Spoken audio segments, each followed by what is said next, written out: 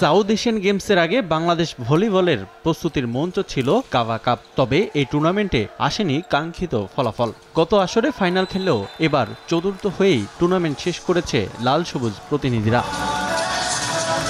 তৃতীয় নির্ধারণী ম্যাচে শ্রীলঙ্কার কাছে সরাসরি ৩-০ সেটে হেরেছে বাংলাদেশ।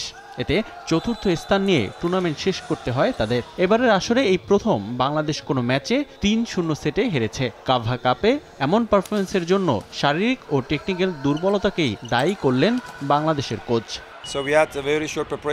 অনেক কম সময়ের প্রস্তুতিতে টুর্নামেন্ট খেলেছি। খেলোয়াড়রা শারীরিকভাবেও ভালো অবস্থায় ছিল না। আমি যেটুকু সময় পাবো এর মধ্যে টেকনিক ও ফিটনেস নিয়ে কাজ করব। কাভা কাপে ভালো ফলাফল না আসার কারণ হিসেবে পরিকল্পনার ঘাটতি দেখছেন ভলিবল ফেডারেশনের সাধারণ সম্পাদক। এদিকে অন্য সকল স্পোর্টসের মতো ভলিবলও জনসাধারণের মধ্যে ছড়িয়ে দিতে চান বিএনপির ক্রীড়া সম্পাদক আমিনুল হক।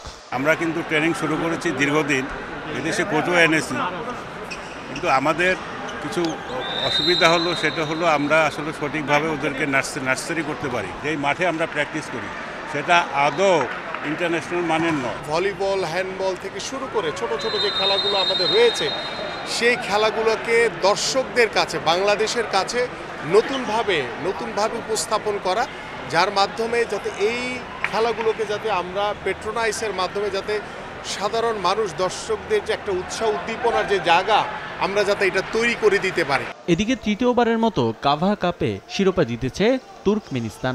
জমজমাট ফাইনালে আফগানিস্তানকে হারিয়ে চ্যাম্পিয়ন হয়েছে তারা। মিরপুরের শহীদ সোহরাওয়ার্দী ইনডোর স্টেডিয়ামে অনুষ্ঠিত টুর্নামেন্টে দাপট দেখিয়েছে তুর্কমেনিস্তান। রাউন্ড রবিন লিগে 5 ম্যাচের সবকটিতে জিতে ফেভারিট হিসেবে ফাইনালে ওঠে তারা। কিন্তু শিরোপা নির্ধারণী ম্যাচে আফগানিস্তানের কঠিন চ্যালেঞ্জ নিতে হয়েছে তুর্কমেনিস্তানকে। শেষ পর্যন্ত পঞ্চম সেটে শিরোপা নিশ্চিত করে তারা। রিফাতুল ইসলাম মিরন, সময় সংবাদ, ঢাকা।